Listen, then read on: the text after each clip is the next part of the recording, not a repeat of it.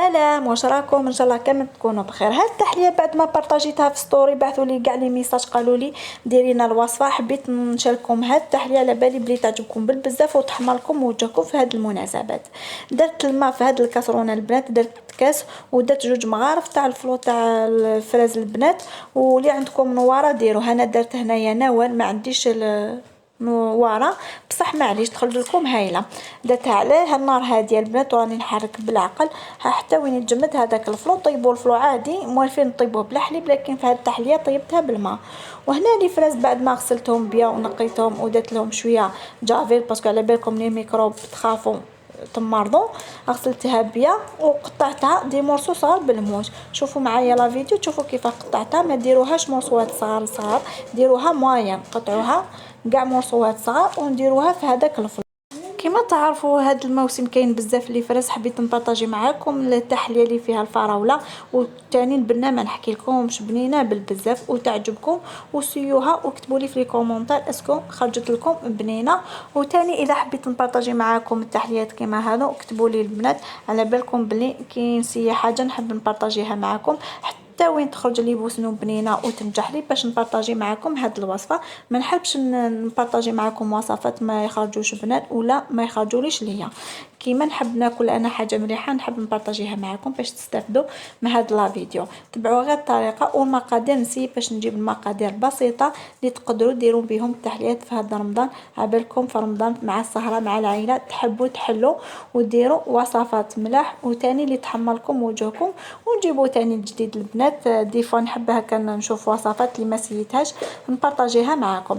هنا بعد ما قطعت لي فراس تاعي درتو في هاد الطبسيل البنات ونديروا مع الفلو بعد ما طابلي ندير هذاك كاع الفراز. شوفوا البنات الماء هذاك تاع الفراز ديروه لداخل ونحرك بالعقل وتحصلوا على هذا السيروم تاع الفلو مع لي فراز هايل بالبزاف. تقدروا تاكلوا هكا وحده يعجبكم بالبزاف. شوفوا وهاد لي فيغي البنات، عندي هاد لي فيغي اللي شريتهم في المشتريات تاع رمضان وعندي لي فيغي كاينين في الدار. حبيت ندير عباكم هادو 6 ما حبيت ندير بزاف. شوفوا نفرغ هاد السيرو اللي درتو مع لي فراز. شوفوا لاكوش الاولى نخليه يجمد شويه ونحضر لا شونتي معكم. كما تعرفوا لا شونتي درتها بارطاجيتها البنات عفوا بزاف معكم. طلعتها بلا حليب، خليت حتى وين وسمو الحليب يبرد بزاف الفريجيدير ودرت لا شونتي وطلعتها بهذا الباطور.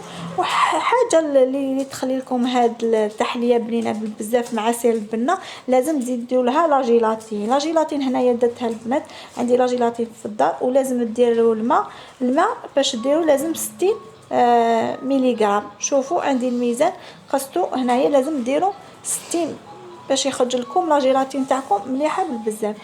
درت شوفوا درت هنايا لا جيلاتين مع الماء، قلت لكم لازم ما يديباسيش 60. راني نتحرك فيها بالعقل ونخليها فوق حتى وين تجمد ومن بعد نديرها فوق الفرن باش تذوب لي شويه ومن بعد نديرها في هاد لا كريم شونتي. البنات البنه ما نحكي لكمش لا جيلاتين مع لا كريم شونتي.